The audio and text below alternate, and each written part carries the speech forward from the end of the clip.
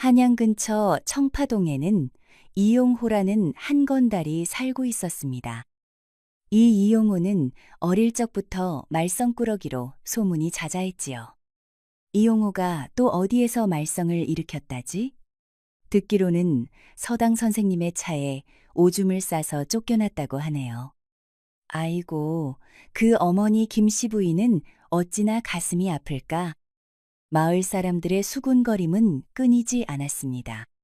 이용호의 아버지는 일찍 세상을 떠나고 그의 어머니 김씨 부인이 홀로 이용호를 키웠지만 아들의 행실은 날이 갈수록 나빠져만 갔습니다.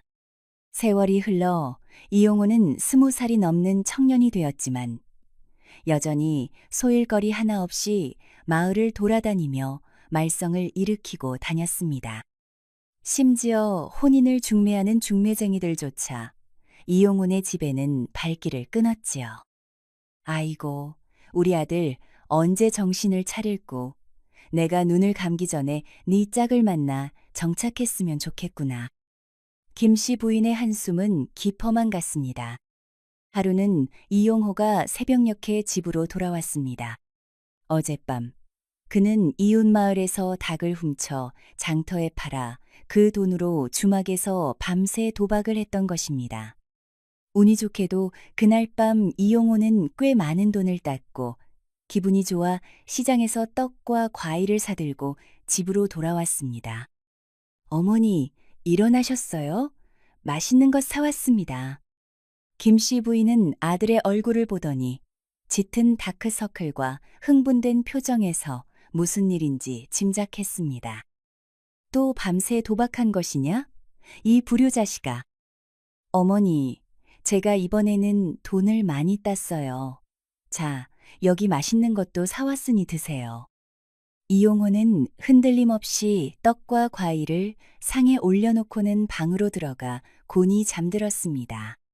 김씨 부인은 아들이 가져온 음식을 보며 한숨만 내쉬었습니다. 해가 서산으로 기울 무렵 이용호는 잠에서 깨어났습니다. 어제 따놓은 돈이 아직 많이 남아 있었기에 그는 친구 정만수를 찾아 술을 마시러 나갔습니다. 어디 가느냐? 해도 저물었는데. 김씨 부인이 물었습니다. 친구 만수 만나러 갑니다. 곧 돌아올게요. 이용호는 대답하고는 서둘러 집을 나섰습니다. 정만수는 이용호의 몇 안 되는 친구 중 하나였습니다. 사실 그도 그리 좋은 사람은 아니었습니다. 이용호가 도박하러 갈 때면 망을 보아주고 닭이나 개를 훔칠 때도 함께 했지요. 하지만 이용호가 돈을 따면 항상 정만수에게도 한몫 챙겨주었기에 그들의 우정은 오래 지속되었습니다. 만수야, 내가 어젯밤에 큰 돈을 땄다. 오늘 술 한잔하자. 정만수는 이용호의 제안에 흔쾌히 응했고 두 사람은 마을에서 가장 유명한 주막으로 향했습니다. 주모가 내온 막걸리와 안주를 앞에 두고 두 사람은 즐겁게 이야기를 나누었습니다. 내가 어젯밤에 5냥이나 땄어. 이용호가 자랑스럽게 말했습니다. 오, 그거 정말 대단하구나. 내 손은 정말 재주가 좋아.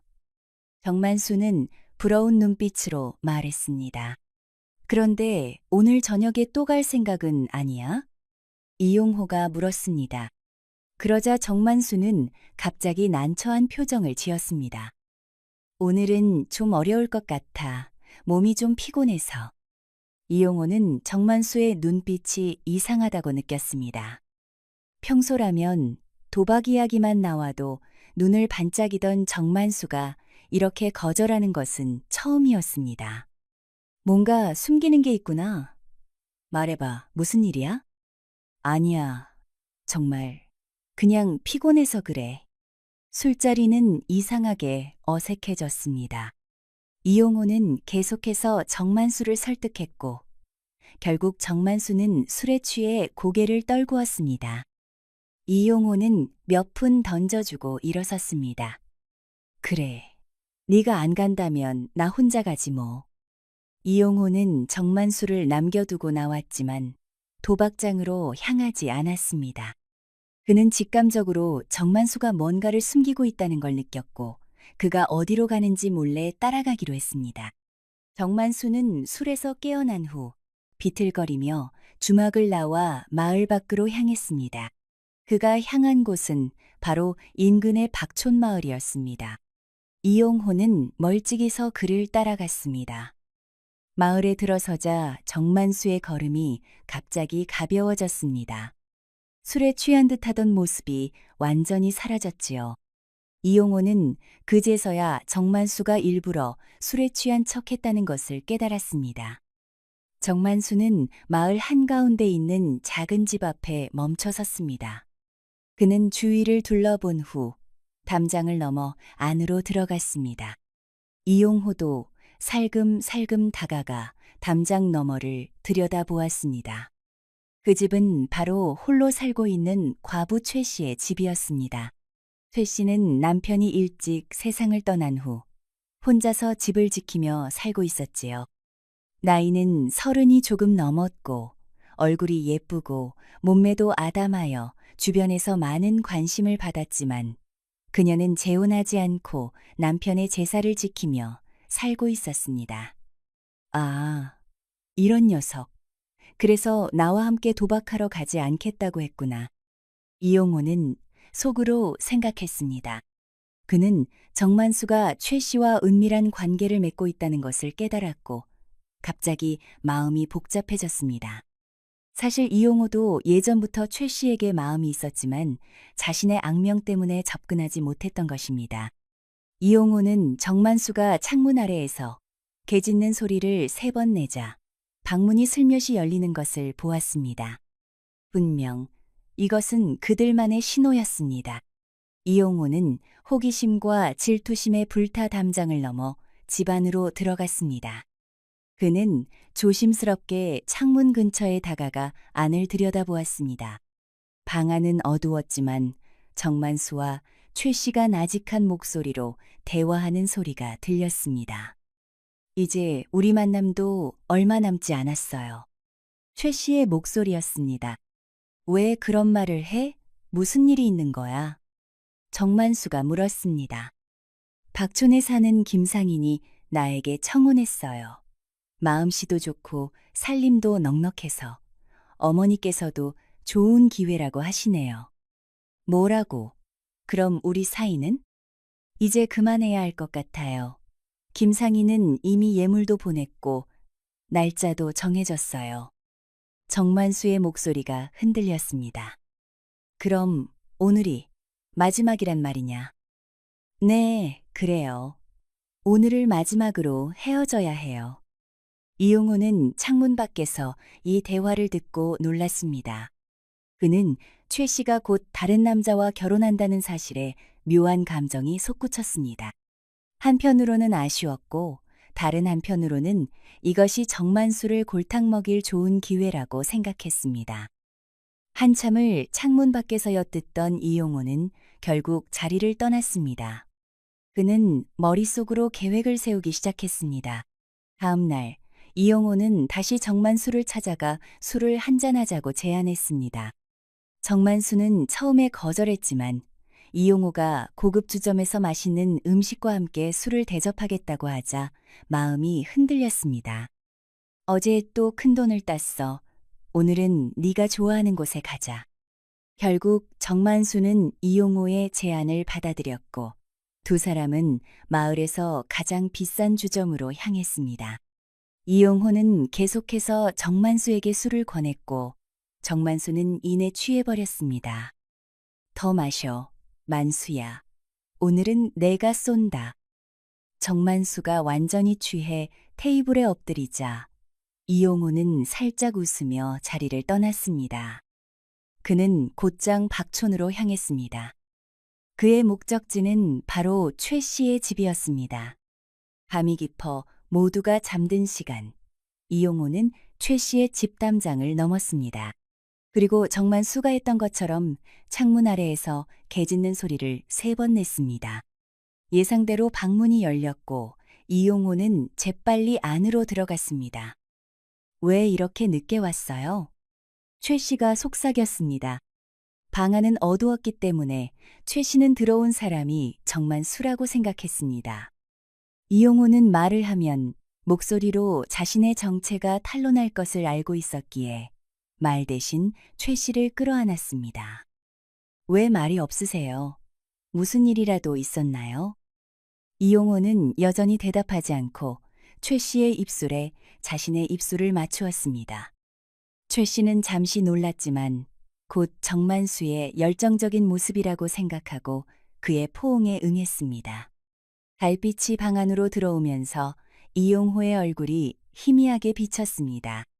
최 씨는 그제야 자신의 방에 있는 남자가 정만수가 아닌 이용호라는 것을 알아차렸습니다. 당신은 이용호? 최 씨는 쏘스라치게 놀라며 소리쳤습니다.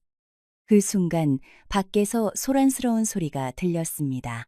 누군가가 담장을 넘어오는 소리였습니다. 누구야? 최 씨가 놀라서 물었습니다. 이용호도 당황했습니다. 몰라요. 제가 확인해 볼게요. 하지만 확인할 필요도 없이 방문이 갑자기 열리며 2명의 남자가 들어왔습니다. 그들은 얼굴을 천으로 가리고 있었고 손에는 칼을 들고 있었습니다. 움직이지 마. 소리 지르면 죽는다. 최 씨는 겁에 질려 침묵했고 이용호는 침착하게 상황을 살폈습니다. 이 2 남자는 도둑임이 분명했습니다. 돈과 귀중품을 내놔. 한 도둑이 최 씨에게 소리쳤습니다. 난 가진 게 없어요. 최 씨가 떨리는 목소리로 말했습니다. 거짓말 마. 우리는 네가 김상인에게서 예물을 받았다는 것을 알고 있다. 최 씨는 놀란 눈으로 도둑들을 바라보았습니다. 어떻게 그걸? 빨리 내놔. 안 그러면 네 예쁜 얼굴에 상처를 내버릴 거야. 최 씨는 떨리는 손으로 방구석에 있는 작은 상자를 가리켰습니다. 저기 있어요. 도둑들은 재빨리 상자를 열어 안의 물건들을 확인했습니다. 비단, 보석, 그리고 은화가 들어 있었습니다. 도둑들은 만족스러운 표정으로 물건들을 주머니에 챙겼습니다. 이거 말고도 더 있지? 솔직히 말해. 정말 없어요. 전부예요. 도둑 중 한 명이 최 씨에게 다가가려 했지만 이용호가 그의 앞을 막아섰습니다. 그녀를 건드리지 마라. 이런 용감한 녀석이구나. 하지만 넌 누구야? 그녀의 정부? 이용호는 대답하지 않고 도둑을 노려보았습니다. 상황이 위험해지자 도둑들은 서둘러 상자를 들고 도망쳤습니다. 살았네요. 최 씨가 안도의 한숨을 내쉬었습니다. 그러나 그녀의 얼굴은 곧 분노로 변했습니다. 당신, 어떻게 정만수인 척하고 들어올 수 있어요? 당장 나가요. 이용호는 난처한 표정을 지었습니다. 죄송합니다. 최 씨, 저는 단지 더 이상 듣고 싶지 않아요. 나가세요. 지금 당장. 이용호는 더 이상 할 말이 없었습니다. 그는 고개를 숙이고 방을 나서려 했습니다. 그때 밖에서 또 다른 소란이 들렸습니다. 또 누구야? 최 씨가 놀라서 물었습니다. 이용호는 경계하며 방문으로 천천히 다가갔습니다. 그런데 갑자기 문이 열리면서 김상인이 들어왔습니다. 최 씨, 괜찮으신가요? 도둑들이 여기로 들어오는 것을 보고 김상인은 말을 멈추고 방 안의 광경을 바라보았습니다. 늦은 밤 최 씨의 방에 낯선 남자가 있는 모습을 본 그의 표정은 충격과 배신감으로 가득 찼습니다. 이게 무슨? 아니에요, 김상인. 오해하지 마세요. 이 사람은 그냥. 더 이상 설명하지 않아도 됩니다. 이미 다 봤습니다. 김상인은 분노와 실망감에 찬 눈으로 최 씨를 바라보았습니다. 저는 당신을 진심으로 사랑했습니다. 하지만 이제 모든 것이 끝났습니다. 그는 등을 돌려 방을 나갔고 최 씨는 울음을 터뜨렸습니다. 이게 다 당신 때문이에요. 당신이 내 인생을 망쳤어요. 이용호는 말없이 방을 나와 집으로 돌아갔습니다. 그의 마음은 무거웠고 어쩐지 모든 일이 자신의 잘못인 것 같았습니다. 다음 날 아침, 마을은 큰 소동에 휩싸였습니다. 박촌의 최 씨 집에서 도둑이 들었다는 소식과 함께 그 집에서 남자가 발견되었다는 소문이 퍼졌습니다. 그리고 그 남자가 바로 악명 높은 이용호라는 사실이 알려지자 모두가 놀랐습니다. 관아에서 포졸들이 이용호의 집으로 찾아왔고 그를 체포했습니다. 관아로 끌려간 이용호는 엄중한 신문을 받았습니다. 네가 최 씨의 집에 들어간 것은 사실이냐? 네, 맞습니다. 어떤 의도로 들어갔느냐? 이용호는 잠시 망설였습니다. 그가 진실을 말하면 최 씨와 정만수의 관계가 드러나 최 씨의 명예가 더욱 실추될 것이었습니다. 그는 자신이 모든 책임을 지기로 결심했습니다. 재물을 훔치려고 들어갔습니다. 관원은 의아한 표정을 지었습니다. 그런데 왜 다른 도둑들이 들어와 재물을 가져갔느냐? 저는 그들보다 늦게 도착했기 때문입니다. 이용호의 대답은 석연치 않았지만 관원은 더 이상 캐묻지 않았습니다. 그 사이 진짜 도둑들도 체포되었는데 그들은 바로 박촌에 사는 강다로와 임꾼이었습니다. 두 사람은 김상인이 최 씨에게 예물을 보냈다는 소문을 듣고 그것을 훔치기로 계획한 것이었습니다. 관원은 모든 증거를 검토한 후 판결을 내렸습니다. 강다로와 임꾼은 도둑질한 죄로 곤장 30대를 맞고 3개월간 감옥에 갇히게 되었습니다. 그리고 이용호는 타인의 집에 무단 침입한 죄로 곤장 20대를 맞게 되었습니다. 이 소식을 들은 이용호의 어머니 김 씨는 관아로 달려와 아들을 만났습니다. 아이고, 내 아들. 어쩌다가 이런 일이. 어머니, 걱정하지 마세요. 제가 잘못한 일입니다. 벌을 받고 나면 이제 정신 차리고 살겠습니다. 이용호는 처음으로 진심 어린 반성의 기색을 보였습니다. 그의 어머니는 눈물을 흘리며 아들의 손을 꼭 잡았습니다. 정말 정신 차리겠니? 네, 어머니. 이번 일을 통해 많은 것을 깨달았습니다. 앞으로는 어머니 마음 아프게 하지 않고 착실하게 살겠습니다. 곤장을 맞고 감옥에 갇힌 이용호는 정만수와 우연히 같은 감방에 있게 되었습니다. 정만수는 도박을 하다 잡혀 들어온 것이었습니다. 정만수는 이용호가 자신을 배신했다고 생각하여 매우 화가 나 있었습니다. 이 배신자, 네가 날 술에 취하게 한 것도 최 씨의 집에 간 것도 다 계획된 것이었지?